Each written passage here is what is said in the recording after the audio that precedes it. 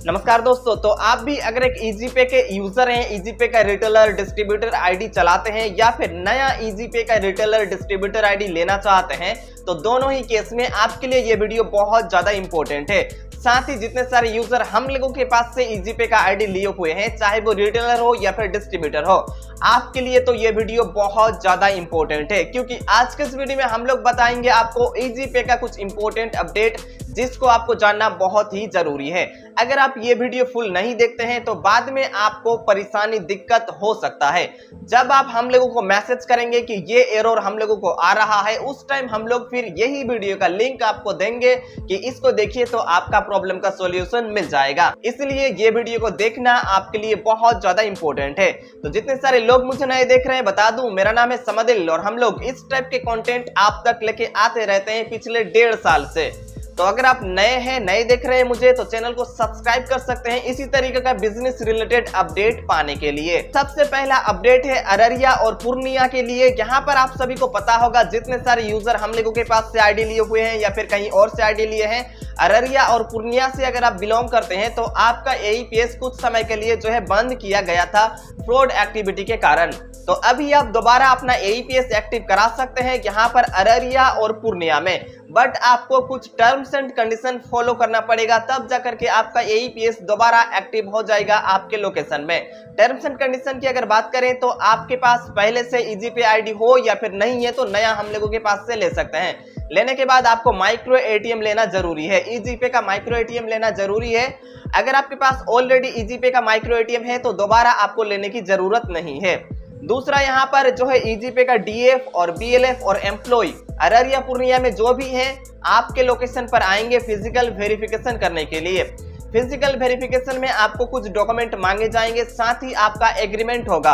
Agreement में as a witness आपका पिताजी का मतलब आपके फादर का जो है सिग्नेचर लिया जाएगा, साथ ही जो है विलेज के मुखिया वगैरह जो होते हैं उनका भी सिग्नेचर की जरूरत पड़ेगी। जैसे ये प्रोसेस कंप्लीट हो जाता है तो दोबारा अररिया और पूर्णिया में आपका AEPS एक्टिव कर दिया जाएगा, उसके बाद आप इस्तेमाल कर सकते हैं।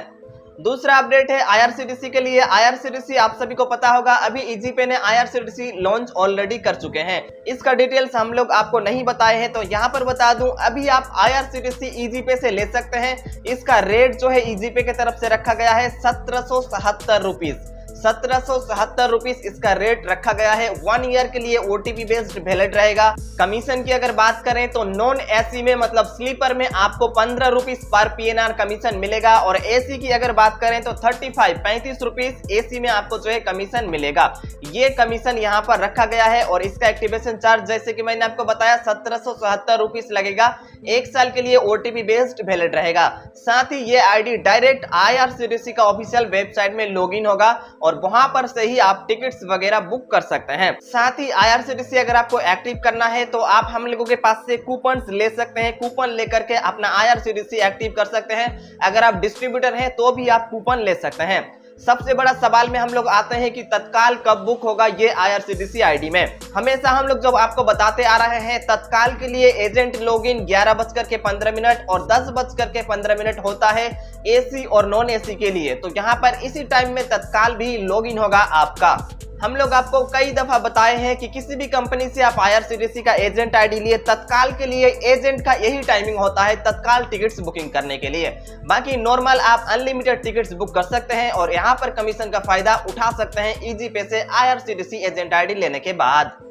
नेक्स्ट अपडेट की हम लोग बात करें, माइक्रो ATM का यहाँ पर कमीशन को बढ़ा दिया गया है। अभी आप जो देख रहे हैं ये है माइक्रो ATM का कमीशन। स्क्रीन में जो आप देख रहे हैं ये माइक्रो ATM का कमीशन है। यहाँ पर हाईली कमीशन आप देख सकते हैं 11 रुपीज कर दिया गया है। अगर आप 8000 से लेकर के 10,000 के बीच में जो है बैलेंस विड्रॉल करते हैं माइक्रो ATM से, तो यहाँ पर जो है 11 रुपीज आपको कमीशन मिलेगा। साथ ही माइक्रो ATM में भी ऑफर दिया गया है। अभी आप हम लोगों के पास से या फिर कंपनी के पास से भी 1799 रुपीज में माइक्रो ATM ले सकते हैं। EasyPay का माइक्रो ATM डिवाइस 1799 रुपीज में ले सकते हैं, और इससे भी आप बैलेंस विड्रॉल कर सकते हैं और आप इससे बैलेंस इंक्वायरी भी कर सकते हैं कस्टमर का। EasyPay का माइक्रो ATM डिवाइस हम लोगों के पास बहुत ज्यादा स्टॉक में है। अगर आपको चाहिए तो हम लोगों के पास से ले सकते हैं। अब नेक्स्ट अपडेट के ऊपर बात करते हैं जो कि बहुत ज्यादा इंपॉर्टेंट है आज के डेट में।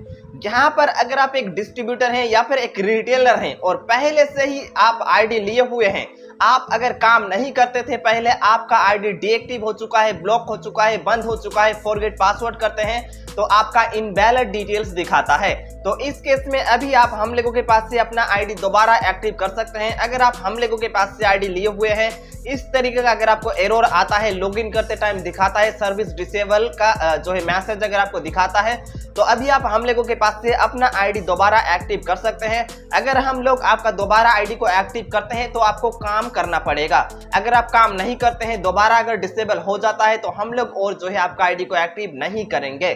दूसरा, यहाँ पर अगर आप न्यू रिटेलर आईडी लेना चाहते हैं या फिर डिस्ट्रीब्यूटर आईडी लेना चाहते हैं, तो अभी जो है AEPS एक्टिव करने के लिए आपको जो है यहाँ पर BC बैंकिंग अप्लाई करना होता है। अगर आप न्यू रिटेलर आईडी हम लोगों के पास से लेते हैं या फिर हम लोगों के किसी डिस्ट्रीब्यूटर के पास से लेते हैं, तो आईडी लेने के बाद आपको जो है BC बैंकिंग सर्विस को अप्लाई करना होता है, तब जाकर के आपका AEPS सर्विस एक्टिव होता है और बैंकिंग सभी सर्विसेज एक्टिव किए जाते हैं। तो यहाँ पर आपको बता दूं, अगर आप हम लोगों के पास से रिटेलर लेते हैं या फिर आप हम लोगों का एक डिस्ट्रीब्यूटर हैं और आप रिटेलर बनाए हैं, उनका BC बैंकिंग अप्लाई करने के बाद हम लोगों को आप स्क्रीनशॉट शेयर कीजिए उसका मोबाइल नंबर के साथ। हम लोग उसका AEPS सर्विस को 24 से 48 घंटे के अंदर एक्टिव कर देंगे। 24 आवर्स से लेकर के 48 आवर्स के अंदर हम लोग उसका AEPS सर्विस को एक्टिव कर देंगे। BC बैंकिंग अप्लाई करने के बाद आप हम लोगों को एक स्क्रीनशॉट शेयर कीजिए उसका आईडी के साथ। अगर आप हम लोगों के पास से रिटेलर लेते हैं या फिर डिस्ट्रीब्यूटर लिए हैं, आपका रिटेलर अगर अप्लाई करता है BC बैंकिंग, तो हम लोगों को BC बैंकिंग एक्टिवेशन का स्क्रीनशॉट शेयर कीजिए। हम लोग उसका AEPS बहुत जल्द एक्टिव कर देंगे, अर्जेंटली जो है एक्टिव कर देंगे। बाकी आपको BC बैंकिंग सर्विस कैसे अप्लाई करना है उसका वीडियो हम लोग ऑलरेडी अपलोड कर चुके हैं, जिसका लिंक ऊपर आई बटन में नीचे डिस्क्रिप्शन में दे दूंगा। वहां पर से देख के आप BC बैंकिंग सर्विस को अप्लाई कर लीजिए और स्क्रीनशॉट शेयर कीजिए। हम लोग आपका AEPS को एक्टिव कर देंगे और EasyPay का यूनिक सर्विसेज को आप यूज कर सकते हैं। इस वीडियो से रिगार्डिंग कोई भी डाउट जाता है नीचे कमेंट कर सकते हैं, या फिर अगर आपको EasyPay का रिटेलर डिस्ट्रीब्यूटर आईडी लेना है तो हम लोगों के साथ कांटेक्ट कर सकते हैं। मुझे उम्मीद है कि आपको ये वीडियो काफी ज्यादा पसंद आया। लाइक कर दीजिए अपने तरफ से। मैं मिलूंगा आपसे अगले वीडियो में, तब तक के लिए दुआओं में याद रखिए।